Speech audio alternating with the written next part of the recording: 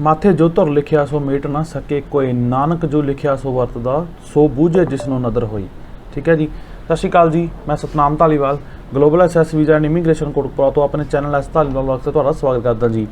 जिवें आपां पहलां गल करके हटे हैं कि अकाल पुरख सच्चे पातशाह की अपने उपर रहमत होनी चाहिए है ना, तो जो कुछ अपने कर्मां दे विच लिखिया मिलना आपां नूं ही हुंदा। बहुत बार मैंने कुछ वीर कह दिंदे ने कि भाजी यार तुसीं एक गल ते फोकस करते रहंदे हो, सो साडा तां कदे कुछ बनदा नहीं। सो इदां नहीं हुंदा, जिसने आपां नूं सारा कुछ देना अगर आपां उहदा शुक्रिया अदा नहीं कर सकते तो अपने वर्गा मीन जिहड़ा हैगा कोई भी नहीं हो सकता। सो उसनूं याद चेते रखना जिहड़ा हुंदा बहुत जरूरी हुंदा। तो आपां तुहाडे नाल गल करदे हैगे जी स्पाउसल ओपन वर्क परमिट दी अपने कोल एक जो हैगा पासपोर्ट जिहड़ा हैगा आया अपने कोल सक्सैस स्टोरी तुहाडे नाल शेयर करदे हैं। सैकेंडली अपने कोल दो स्पाउसल ओपन वर्क परमिट दीयां PPR ने जी जो कल दी डेट दे विच आपां नूं रिसीव होईयां सीगीयां ते दोनों केस जोड़े है रिफ्यूजल वाले ने। जिवें आप पहले गल करके हटे कि माथे जो धुर लिखिया सो मिट ना सके कोई। बहुत वार की हुंदा कि किसी ने पहला स्पाउसल वीज़ा ट्राई नहीं किया होंदा, जां आपां गल कर लैंदे पहला किसी की विजिटर की रिफ्यूजल है जां उनकी स्टडी दी एक या दो या तीन रिफ्यूजल्स होंदियां ने। कोई अपनी LMI केस भी ट्राई कर लैंदा, नहीं निकलता। सो अगर स्पाउसल ओपन वर्क परमिट लाउंदे तो निकल जाता है, किसी का यह रिफ्यूज़ होंदा सैकेंड टाइम निकलता। सो बहुत बार की हुंदा कि बंदा सोचता कुछ होर आ बट कई बार उस तकदीर ने लिखिया कुछ होर पिया हुंदा ते अपना होना चंगा हुंदा, उस तो बैटर होना हुंदा थोड़ा जिहा। ठीक है, गल कर लीए वीर दी आपां जो पासपोर्ट सक्सैस स्टोरी तुहाडे नाल शेयर करते हैं। वीर जिहड़े हैगे ने अपने हनुमानगढ़ एरिया तो बिलोंग करते हैं, राजस्थान तो। इन्हां दी आपां spousal open work permit the application लगाई सी जनवरी 2022 दे विच विद अपफ्रंट मैडिकल। तो इस वीर की आप गल कर ली जिस दिन इनकी PPR आई उस दिन ये अपने फादर को नाल लैके आए तो उन्होंने दस्सिया कहते कि 7 साल हो गए कहते साडे बेटे सिर्फ कैनेडा ट्राई करते पहले इन्होंने अपने IELTS की बैंड स्कोर भी आ गए, उस तो मुड़ के इन्होंने अपना स्टडी वीज़ा ट्राई किया। ठीक है जी, मैं तुहाडे पासपोर्ट जोड़ा है शेयर करदा। उस तो बाद इन्हें विजिटर ट्राई किया बट सानूं लगता हुंदा सी भी कदे जाऊगा नहीं। सो असी लाइक नॉर्मली इहदी मैरिज की, मैरिज तो बाद इन्हें अपने लाइक वाइफ है उन्होंने इन्होंने IELTS करवाई। उन्होंने बिहाफ के उपर अज जोड़ा है और इनका आप जैन दे विच इनकी फाइल लगाई सी। सो आपां नूं जिहड़ा हैगा पासपोर्ट इन्हां दा पिछले महीने 30 तरीक नूं जिहड़ा हैगा PPR जिहड़ी हैगी रिसीव हुई सी। 8-9 दिन दे विच इनका पासपोर्ट जिहड़ा हैगा अपने कोल स्टिकर होकर आया, वो भी 2023 9वें महीने 2023 तक इनका पासपोर्ट जिहड़ा हैगा अपने कोल स्टिकर होकर आया। सो आपां गल करदे हुंदे आ कि बंदा ट्राई कई बार कुछ होर करदे हुंदे आ बट लिखिया कुछ होर पिया हुंदा। अगर आपां उहनूं याद चेते रखीए तो अपना चंगा जिहड़ा हुंदा वो अकाल पुरख सच्चे पातशाह ने जरूर कर देना हैगा। उस तो बाद आप गल करते हैं जी अपनी पहली PPR की। वीर है जी अमनदीप सिंह जो कि गुरदासपुर एरिया तो गुरदासपुर को इनका पिंड है, उत्थों बिलोंग करते हैं। इस वीर दियां पहला 3 रिफ्यूजल्स हैगियां जिसमें 2 spousal open work permit refusal ने और एक जिहड़ा हैगा इन्हां दी विजिटर वीज़ा रिफ्यूजल है वो भी कैनेडा की।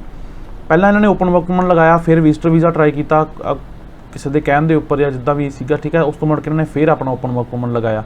थर्ड टाइम जो आप इन्हां दा केस लगाया, इन्हां दा केस आप इन्हां दा भी जनवरी 2022 ਦੇ ਵਿੱਚ ਆਪਾਂ ਇਹਨਾਂ ਦਾ ਕੇਸ ਲੌਂਚ ਕੀਤਾ ਸੀ ਤੇ ਉਦੋਂ ਇਹਦੇ ਵਾਈਫ ਜਿਹੜੇ ਹੈਗਾ ਵਰਕ ਪਰਮਿਟ ਤੇ ਸੀ with NOC level B job, ਸਾਰੀਆਂ ਪੇ ਸਟਾਫ ਵਗੈਰਾ ਆਉਂਦੇ ਉਹਨਾਂ ਦੇ ਵੱਲੋਂ ਸਾਰਾ ਜੋ ਕੈਟਾਗਰੀ C41 ਦੇ ਅੰਡਰ ਆਉਂਦਾ ਸਾਰੀਆਂ ਰਿਕੁਆਇਰਮੈਂਟਸ ਕੰਪਲੀਟ ਸੀਗੀਆਂ। ਇਸ ਵੀਰ ਦੀ ਜਦੋਂ ਕੈਪਸ ਨੋਟ ਦੇਖੇ ਜਾਂ ਪਿਛਲੀ ਫਾਈਲ ਨੂੰ ਦੇਖਿਆ, ਇਹ ਵੀਰ ਆਪਣਾ ਬਿਜ਼ਨਸ ਕਰਦੇ ਨੇ। ਬਿਜ਼ਨਸ ਦੇ ਵਿੱਚ ਇਹਨਾਂ ਦਾ ਕੱਪੜੇ ਦਾ ਕੰਮ ਹੈ ਜਿਹਦੇ ਵਿੱਚ ਲਾਈਕ ਇਹ ਲੈ ਕੇ ਆਉਂਦੇ ਨੇ, ਜਿੱਦਾਂ ਆਪਾਂ ਗੱਲ ਕਰ ਲੈਂਦੇ ਹਾਂ ਕਿ ਰੈਡੀਮੇਡ ਕੱਪੜਾ ਲੈ ਕੇ ਆਉਂਦੇ ਨੇ, ਕੋਈ ਇਹਦੇ ਕੋਈ GST ਨੰਬਰ ਨਹੀਂ ਹੈਗਾ। ਸੋ ਜਸਟ ਇੱਕ ਆਪਣਾ ਮਾਰਜਨ ਰੱਖ ਕੇ ਤੇ ਉਸ ਚੀਜ਼ ਨੂੰ ਸੇਲ ਕਰ ਦਿੰਦੇ ਹੈਗੇ ਨੇ। ਬਟ इन्हों के कंसलटेंट वालों इन्हों का बिजनेस की कोई जस्टिफिकेशन नहीं दी गई। सो हाँ ITR के इनकी शॉप का नाम जरूर बोलता है। ठीक है, but on the other side इनकी बिजनेस जस्टिफिकेशन कोई नहीं दी गई। सो उस बिहाफ के उपर इन्दियां जो जो भी वो कहते कि सानू कोई कंसलटेंट कहना सी पेमेंट बस कुछ नहीं होंदा जी, तुसीं बस पा लो इकट्ठे पैसे तो थोड़ा जिहड़ा वीज़ा हैगा आ जाना, बस इन्ने के पैसे रखियो इदों घटाओ ना। ठीक है, सो उस चीज़ को आप जस्टिफाई नहीं कर पाते हैं कि मैनू पैसा कित्थों आ रहा। अगर पैसे की आउन की जस्टिफिकेशन नहीं हैगी अकाउंट के तुहाडे कोल अर्निंग सोर्स नूं तुसीं जस्टिफाई नहीं कर पा रहे तो दैट मीनस तुसीं जिहड़ा फाइनैशियली तुहाडा स्टेटस हैगा तुहाडी होम कंट्री दे विच वो बहुत ज़्यादा वीक है।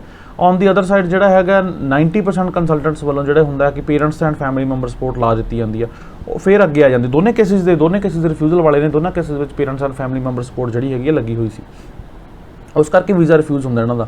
सो आप इन्हां दा जिहड़ा हैगा स्पाउसल ओपन वर्क परमिट इस वीर दा आपां जनवरी 2022 दे विच विद अपफ्रंट मैडिकल अप्लाई कीता सीगा। इस वीर नूं जिहड़ी हैगी डॉक्यूमेंट रिक्वेस्ट आई सी जी 23 जून नूं इन्हां नूं लाइक पिछले महीने डॉक्यूमेंट रिक्वेस्ट आई सी जिहदे विच इहदे वाइफ दे पे स्टब्स उनदी बैंक स्टेटमेंट जॉब लैटर इन्हां दा करंट स्टेटस जिहनूं आपां वर्क परमिट कह दिंदे आ, वो चीज़ां डिमांड की गई सी। वीर वल्लों किसी भी सिंगल पेपर की डिमांड नहीं की गई। सो आप इन्हां दे डॉक्यूमेंट जिहड़े हैगे वो 26 तरीक नूं आपां अपडेट कीते सी एंड कल जिहड़ी हैगी आपां इन्हां दी PPR जिहड़ी पासपोर्ट सबमिशन रिक्वेस्ट जिहड़ी हैगी रिसीव हुई है। सो गल कर लें आप अपने सैकेंड केस की। ये वीर है ने जी जगसीर सिंह ते जो कि मुक्तसर साहिब एरिया तो बिलोंग करते हैं। इस वीर की भी पहला स्पाउसल ओपन वर्क परमिट की एक वन टाइम जी हैगी रिफ्यूजल हैगी जिसका रीजन ਤੁਹਾਡਾ ਰਿਲੇਸ਼ਨ ਜੈਨੂਅਨ ਨਹੀਂ ਹੈ, ਐਂਡ ਸੈਕੰਡਲੀ ਤੁਹਾਡਾ personal assets and financial status. ਠੀਕ ਹੈ ਜੀ, ਹੁਣ ਆਪਾਂ ਰਿਲੇਸ਼ਨ ਦੇ ਥੋੜੀ ਜਿਹੀ ਝਾਤ ਮਾਰ ਲੈਂਦੇ ਹਾਂ ਇਹਨਾਂ ਦੀ। ਇਸ ਵੀਰ ਦੇ ਵਾਈਫ ਜਿੱਦਾਂ ਕਿ ਇਹਨਾਂ ਨੇ ਪਹਿਲਾਂ ਇਹਨਾਂ ਦਾ ਰੋਕਾ ਹੋਇਆ, ਇਹਨਾਂ ਦਾ ਲਾਈਕ ਰਿਲੇਸ਼ਨ ਕਾਫੀ ਪੁਰਾਣਾ ਸੀਗਾ, ਰੋਕਾ ਇਹਨਾਂ ਦਾ ਹੋਇਆ। ਠੀਕ ਹੈ, ਇੰਗੇਜਮੈਂਟ ਸੈਰੇਮਨੀ ਹੋਈ, ਉਸ ਤੋਂ ਬਾਅਦ ਇਹਨਾਂ ਨੇ ਆਪਣੀ ਫਾਈਲ ਅਪਲਾਈ ਕਰ ਦਿੱਤੀ 2021 ਦੇ ਸਟਾਰਟਿੰਗ ਦੇ ਵਿੱਚ ਇਹਨਾਂ ਨੇ, ਕਿਉਂਕਿ ਜਦੋਂ ਕੋਵਿਡ ਦਾ ਥੋੜ੍ਹਾ ਜਿਹਾ ਟਾਈਮ ਚੱਲ ਰਿਹਾ ਸੀ ਉਦੋਂ ਇਹਨਾਂ ਨੇ ਆਪਣੀ ਫਾਈਲ ਅਪਲਾਈ ਕੀਤੀ ਔਰ ਇਹਨਾਂ ਨੇ ਆਪਣੀ ਮੈਰਿਜ ਦੀ ਡੇਟ ਫਿਕਸ ਕੀਤੀ ਹੋਈ ਸੀ। ਬਟ ਕੋਇਨਸੀਡੈਂਸਲੀ ਉਸ ਤੋਂ 2 ਦਿਨ ਪਹਿਲਾਂ ਇਹਨਾਂ ਦੇ ਵਾਈਫ ਦਾ ਵੀਜ਼ਾ ਆ ਗਿਆ, ਇਹਨਾਂ ਨੇ ਆਪਣੀ ਮੈਰਿਜ ਕੀਤੀ। ਠੀਕ ਹੈ ਜੀ, ਤੇ ਇਹਨਾਂ ਦੇ ਵਾਈਫ ਜਿਹੜੇ ਹੈਗੇ ਆ ਨੀਅਰ ਅਬਾਊਟ 22-23 ਡੇਜ਼ ਦੇ ਬਾਅਦ ਜਿਹੜਾ ਹੈਗਾ ਉੱਥੋਂ ਕੈਨੇਡਾ ਇੰਡੀਆ ਲੀਵ ਕਰ ਗਏ ਸੀ ਆਪਣੀ ਸਟੱਡੀ ਵਾਸਤੇ। ਠੀਕ ਹੈ, ਕਹਿੰਦਾ ਪਾ ਉਹਨਾਂ ਨੇ ਕੈਨੇਡਾ ਟਰੈਵਲ ਕੀਤਾ।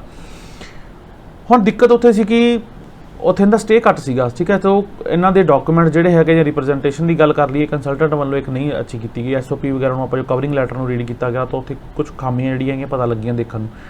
Personal asset and financial status ਵਾਲੇ ਗੱਲ ਕਰ ਲਈਏ ਤਾਂ ਇਸ ਵੀਰ ਨੇ ਜਿਹੜਾ ਹੈਗਾ ਆਪਣੀ ਇੱਕ ਇਹਦੀ ਜੌਬ ਹੈ ਐਂਡ ਸੈਕੰਡ ਇਹਨਾਂ ਦਾ ਐਗਰੀਕਲਚਰ ਦਾ ਬਿਜ਼ਨਸ ਆ। ਨਾਟ ਈਵਨ ਕਿ ਇਸ ਵੀਰ ਦੇ ਨਾਮ ਦੇ ਉੱਪਰ ਖੁਦ ਵੀ ਇਹਨਾਂ ਦੇ ਕੋਲ 4 ਕਿੱਲੇ ਪ੍ਰਾਪਰਟੀ ਹੈ, 4 ਏਕੜ ਜਿਹਨੂੰ ਆਪਾਂ ਕਹਿ ਦਿੰਦੇ ਹਾਂ ਜ਼ਮੀਨ ਜਿਹੜੀ ਹੈਗੀ ਇਹਨਾਂ ਦੇ ਨਾਮ ਦੇ ਉੱਪਰ ਹੈ।